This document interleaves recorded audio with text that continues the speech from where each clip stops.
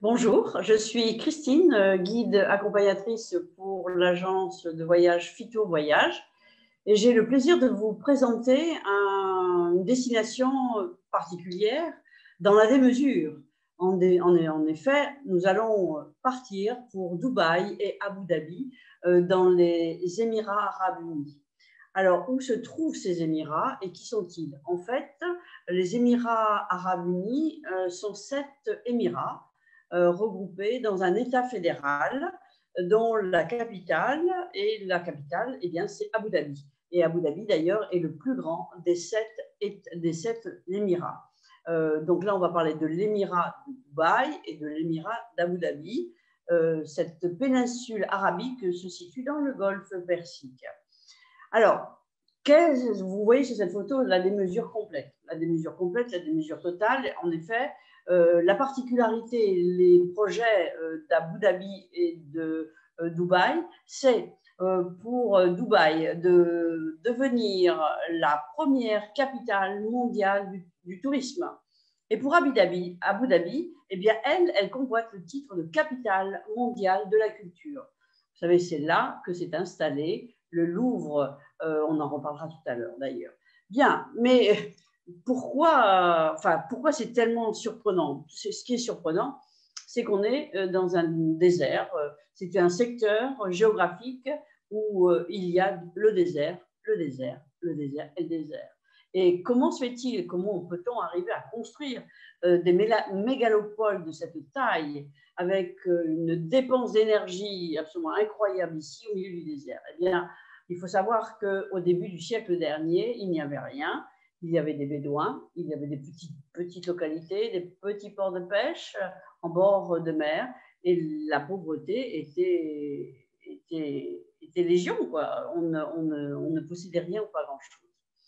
Mais qu'est-ce qui s'est passé? Eh bien, il s'est passé que dans ce secteur du monde, eh bien, on a trouvé du pétrole. On a trouvé du pétrole et au début du siècle dernier, quand ils ont découvert le pétrole dans les années 30, ils ont commencé à l'exploiter, et lorsque l'extraction et la commercialisation du pétrole a débuté dans les années 60, eh bien, ils sont devenus hyper riches, immensément riches. Et en devenant immensément riches depuis les années 60-70, ils ont décidé d'avoir de grands projets et de réaliser de très, très grands projets. Donc, imaginez, ce n'est pas si vieux que ça. Mais là, les projets ne s'arrêtent pas. Ils sont tous dans la démesure totale. Et c'est ce que l'on va voir en découvrant donc ces deux Émirats. Alors voilà, pour vous situer cet État fédéral qui s'appelle Émirats arabes unis, avec Abu Dhabi capitale et Dubaï ici dont on va parler. Bon, ce qu'il faut savoir, pourquoi aller là-bas, puisqu'ils font tout pour attirer le tourisme, ils se veulent être, Dubaï en tout cas, la première destination touristique du monde. Ben, pour nous, c'est pas très loin, c'est 6h30, 7 heures de vol. Au niveau du décalage horaire, c'est 2 heures l'été, 3 heures l'hiver, donc vous voyez que c'est tout à fait supportable. Les formalités de police sont assez faciles. Bon, actuellement, avec ce que nous vivons au niveau mondial, on va voir ce qui se passe pour y aller, mais en tout cas, ils favorisent et ils vont tout faire pour que les touristes viennent.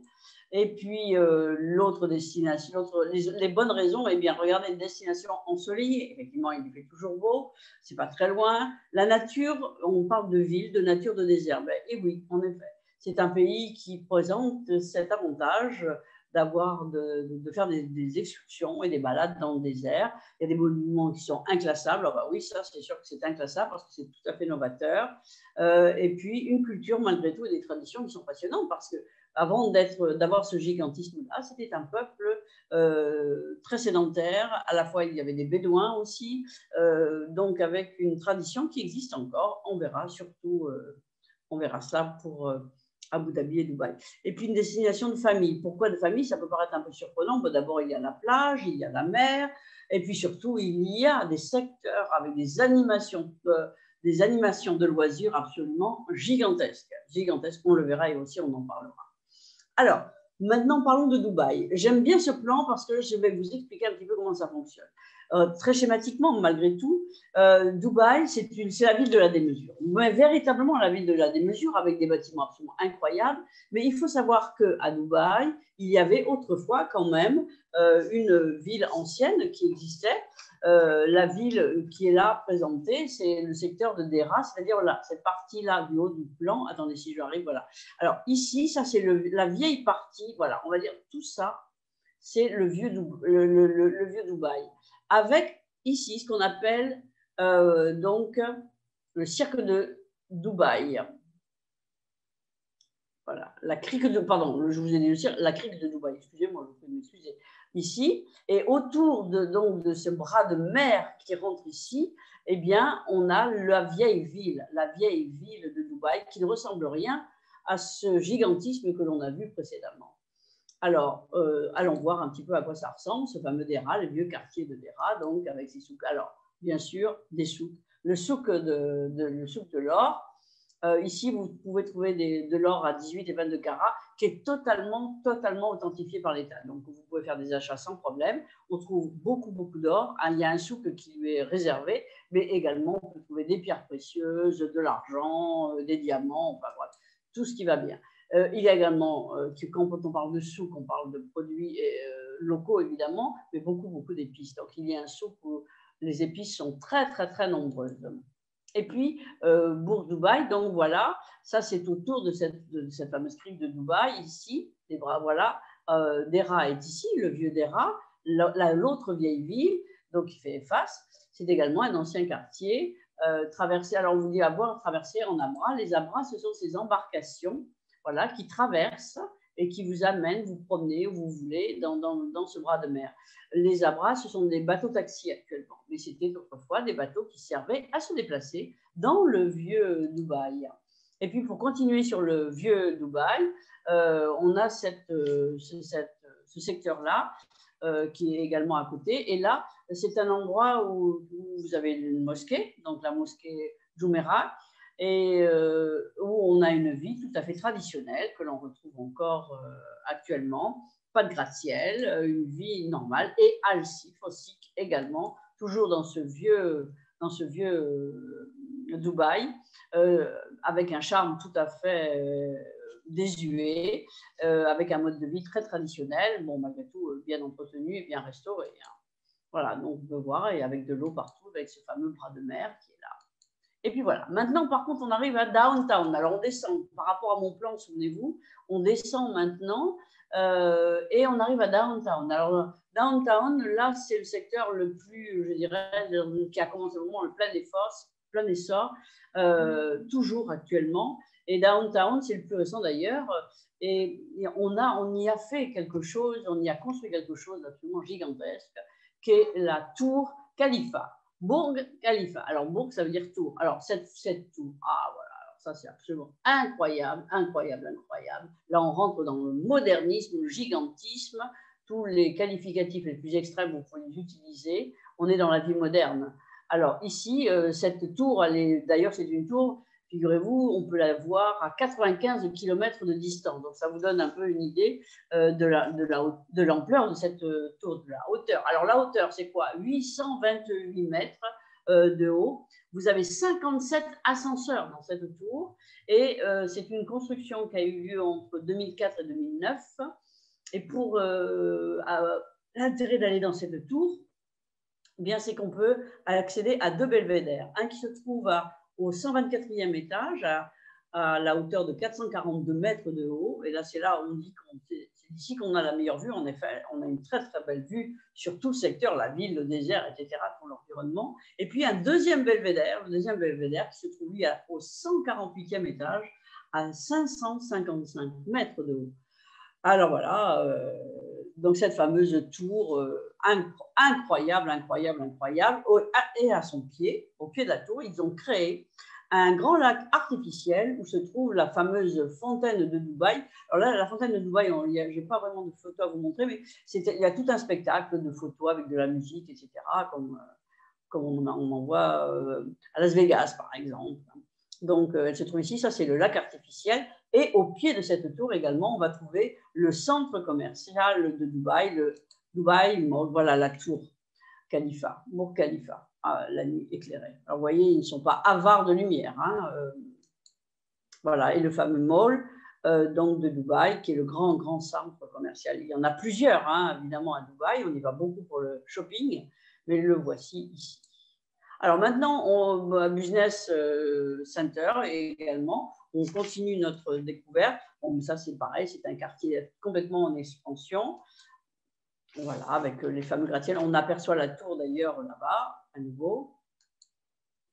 Alors, j'ai remis la carte pour vous parler de quelque chose de particulier. Ce sont les fameux Palm Island. Vous savez que la particularité de Dubaï, c'est d'avoir construit des palmiers, un palmier. Alors, je ne sais pas dans votre esprit si vous savez qu'il y a quand même 2 palmiers qui existent concernant Palm Island.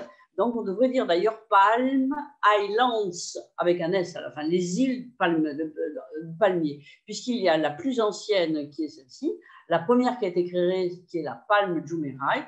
C'est celle-ci que vous voyez généralement partout avec le fameux hôtel Atlantis, on va voir des photos. Et puis, vous avez la deuxième, si je trouve mon pointeur, voilà, la deuxième ici qui a été construite. Et celle-ci s'appelle Jebel Ali. Hein, et puis, ils sont en train de construire du côté de Deira, le vieux quartier de la vieille ville de Dubaï. Ils sont en train de construire donc une troisième ici. Donc voilà. La palme de Deira sera vraiment la plus grande, puisqu'on dit qu'elle sera plus grande que l'île de Manhattan, plus grande que l'aire de Paris, Paris intramuros. Alors voilà, donc vous voyez, le gigantisme n'est pas terminé et on continue. Et pour en revenir à cette Palm Island ici, donc Palm Jumeirah, dont je vais vous montrer plusieurs photos, il y a un monorail, on peut se déplacer avec un monorail, mais voilà, je vais vous en montrer quelques images. Donc, retenez bien trois palmiers, 2 faits, le plus ancien, le deuxième et le troisième en construction ici. Alors, nous, on va voir plutôt celui-ci. C'est là que généralement, on le représente. Vous voyez, là, voilà. Alors, on voit bien le tronc et on voit bien effectivement les différentes palmes ici. Alors, le fameux monorail dont je vous ai parlé, ça c'est l'hôtel Atlantis qui est au bout du palmier. Le fameux monorail ici, c'est un monorail qui a été créé en 2009 et la vitesse maximum de ce monorail, c'est 70 km/h. Hein. Alors, c'est à peu près sur 5 km et demi de distance et vous avez 4 stations, donc on y va par ce monorail. Et voilà, regardez un peu à quoi ressemble Palm Island. Alors, la fameuse, dont je viens de vous évoquer, c'est-à-dire la Jumeirah. Voilà, avec l'hôtel Atlantis. Alors, vous savez, cet hôtel est classé 7 étoiles. 7 étoiles, quelle référence ça peut avoir pour nous? Ça n'a plus aucune référence. Ça veut dire que c'est le luxe du luxe du luxe du luxe, évidemment. Et puis, donc là, vous avez quand même pas mal d'espace vert. Et puis là, ici, toutes ces branches-là, c'est réservé aux habitats, à l'habitat, aux villas, etc. Bien sûr, de luxe. Et le fameux monorail, ben, il arrive comme ça. Là, on voit d'ailleurs la ligne du monorail. Voilà. Voilà ce que c'est. Palm Island. Voilà, on le voit encore d'une autre vue ici, toujours avec l'hôtel Atlantis qui est là. Voilà. Donc, vous pouvez acheter une petite villa là, vous pouvez louer une villa là, vous pouvez aller dans les appartements, à vous de voir. Voilà. Et puis après, en parlant de la marina, vraiment, très jolie marina, c'est un quartier très, très résidentiel et très huppé. Et puis, avec voilà, on a bien sûr différentes marinas. Imaginez les yachts qu'il peut y avoir ici. Évidemment, je vous laisse rêver ou pas.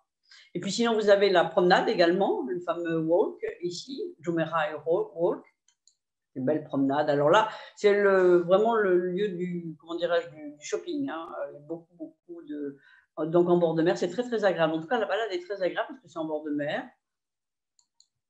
Et puis à Dubaï aussi, regardez, en arrière de Dubaï, on voit la fameuse tour.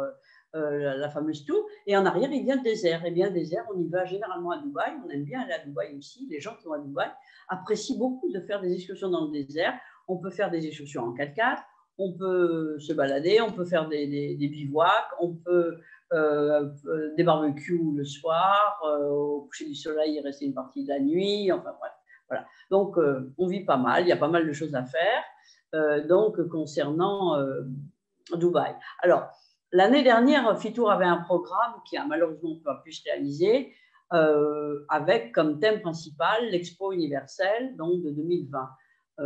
Eh bien, cette Expo universelle de 2020 a été décalée en 2021. Donc, à la fin de l'année 2021, donc Fitour propose déjà un voyage donc, sur le thème de l'Expo universelle. Donc, on visitera bien sûr toute la partie de Dubaï et puis l'Expo universelle qui se situe là. Alors, vous resituez maintenant par rapport à mon petit plan. Voici Palm Jumeirah dont je vous ai parlé là avec l'hôtel Atlantis, le monorail, et puis le secteur de l'Expo qui va se situer ici.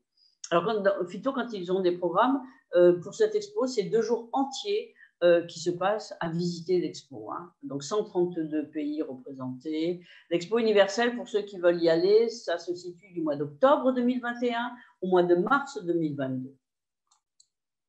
Bon, voilà quelques exemples de ce qu'on pourra trouver. On va beaucoup en parler, hein, de toute façon. Les médias vont en parler. Voilà, tous les pavillons des différents pays. La France, bien sûr, est représentée. Voilà, les grands événements. Alors, bien sûr, il est noté Expo 2020, puisque c'était l'information que nous avions pour l'Expo de 2020. Alors, la restauration, sur place, il y aura des chefs étoilés qui vont venir du monde entier, évidemment, ça c'est sûr. Bien. Alors, abandonnons maintenant Dubaï. Partons pour la capitale de ces Émirats. Vous savez, rappelez-vous, il y a 7 Émirats, dont l'Émirat de Dubaï et celui d'Abu Dhabi. Alors, Abu Dhabi, c'est la capitale de ces Émirats, et Abu Dhabi, c'est la ville du pétrole. Alors, en effet, c'est là que se situent les grandes sociétés de pétrole, etc. Et donc, la richesse est partout dans les Émirats, mais là, concentrée. Alors, en tout cas, Abu Dhabi s'est donné comme vocation d'être la capitale de la culture mondiale. Et on va plus parler de ça parce que c'est là que s'est implanté le fameux Louvre. Alors, sur le plan de Dubaï, ici, le Louvre est ici. Pardon, d'Abu Dhabi, excusez-moi, le Louvre se situe, bon, peu importe de toute façon. Et puis, donc, on va découvrir tout cela. Alors, il y a donc sur cette partie de la ville d'Abu Dhabi une très très belle promenade également, la corniche très très célèbre, une très belle balade sur la corniche. Voilà, on peut voir encore ici.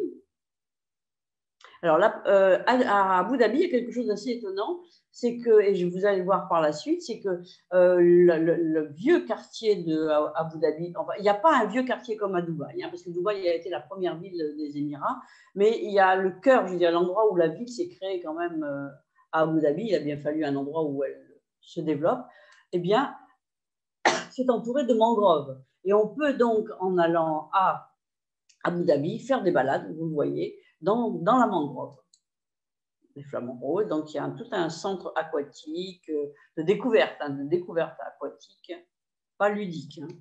Voilà. Et puis, le quartier ici, de cette partie-là, où se trouve justement le Louvre. Voilà. Donc là, avec des bâtiments modernes. Et le Louvre, c'est celui-ci, c'est ce bâtiment qui est là. C'est cette soucoupe. Alors, je vous rappelle que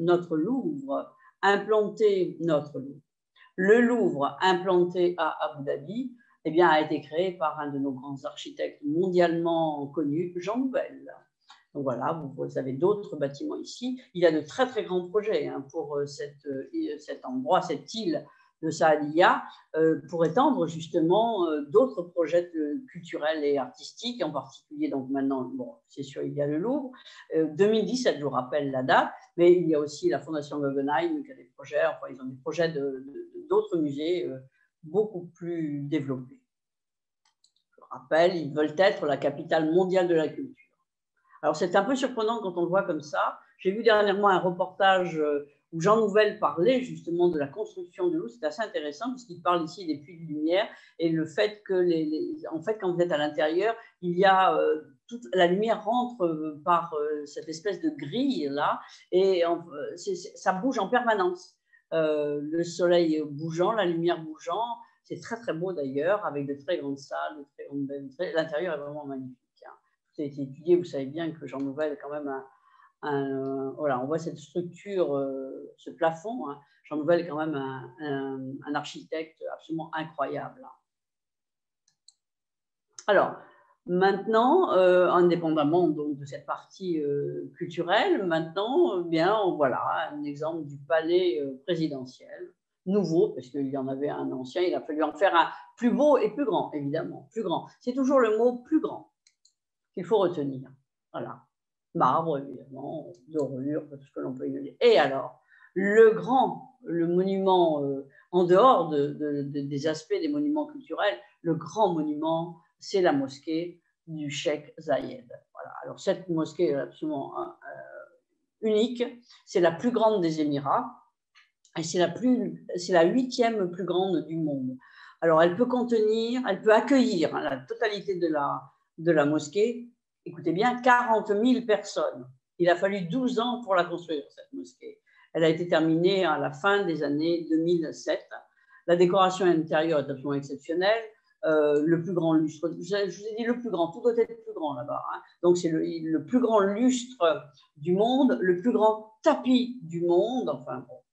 Voilà. La particularité de cette mosquée, ce qui est très rare, c'est qu'elle est ouverte aux non-musulmans. Vous savez que normalement, une mosquée, on n'y rentre pas si on n'est pas musulman, mais là, c'est une mosquée qui est ouverte aux non-musulmans. Vous avez vu cette foison de colonnes, voilà. Et voilà une autre vision que nous avons ici, donc d'Abu Dhabi. Et puis l'hôtel Emirates Palace. Alors pour continuer dans la démesure et dans l'excès, toujours hôtel 7 étoiles. Voilà. Bon. Je ne pense pas que Fitour ait réservé de place dans cet hôtel. Hein. On n'y serait peut-être pas très à l'aise en fait. Hein. Il nous faut quelque chose de plus intimiste. Alors l'île de Yas. Alors l'île de Yas, c'est un autre secteur d'Abu Dhabi qui est réservé aux loisirs. Le loisir. C'est pour ça que quand on dit que ce sont des destinations où l'on peut aller en famille, vous allez vite le comprendre parce que voilà, c'est une île où il n'y a que des parcs de loisirs, Bon, il faut aimer ça, mais il y a des choses assez exceptionnelles ici. Et vous avez un parc basé sur le cinéma, les Warner Bros. Studios ici. Voilà, donc ouais, on voit les Superman et compagnie. Et puis, regardez, le monde de Ferrari, c'est quand même assez exceptionnel. Si je vous montre la première photo, là, voilà, on le voit là-bas. Vous voyez ici, on le voit ici. Donc, parc de loisirs, de quoi s'amuser, passer du temps. Alors, regardez ça, imaginez un peu les descentes en toboggan. Les grands et les petits se régaleront. Et alors, on peut, puisque je vous ai dit que ces deux villes ont été construites dans un désert, eh bien, voilà, on peut aussi aller dans un désert, le désert de Liwa. C'est à peu près 2h30 d'Abu Dhabi, c'est là vers le sud, hein, ici, donc voilà. Bon, mais partout, c'est du sable, hein, de toute façon. Je vous rappelle oui, vous savez qu'ils ont eu l'idée quand même à Dubaï de construire une piste de ski. Hein, voilà. Voilà. Donc le désert, voilà, les excursions que l'on peut faire dans le désert, les oasis, voilà. Eh bien, écoutez, j'espère que je vous ai fait rêver. Vous savez, la démesure, on est vraiment dans un autre monde. Hein. Il ne s'agit pas de dire c'est beau, c'est pas beau. Moi, je ne pense pas que je puisse dire ça. Mais par contre, je peux dire c'est totalement démesuré. Ça ressemble à rien de ce que l'on connaît. Et justement, c'est ce qui fait l'intérêt. C'est ce qui fait l'intérêt. En plus, il fait beau, il fait chaud. Là-bas, on y vit en t-shirt, en ce que l'on veut. Pas d'obligation de vêtements, de tenue vestimentaire particulière due à la culture musulmane. Donc, on est très à l'aise. Et puis, on est bien reçu. Ils aiment beaucoup les touristes. Et je vous rappelle, Dubaï veut devenir la capitale mondiale du tourisme. Donc, ils nous attendent avec impatience et grande impatience. Eh bien, moi aussi. Et je vous dis donc à bientôt.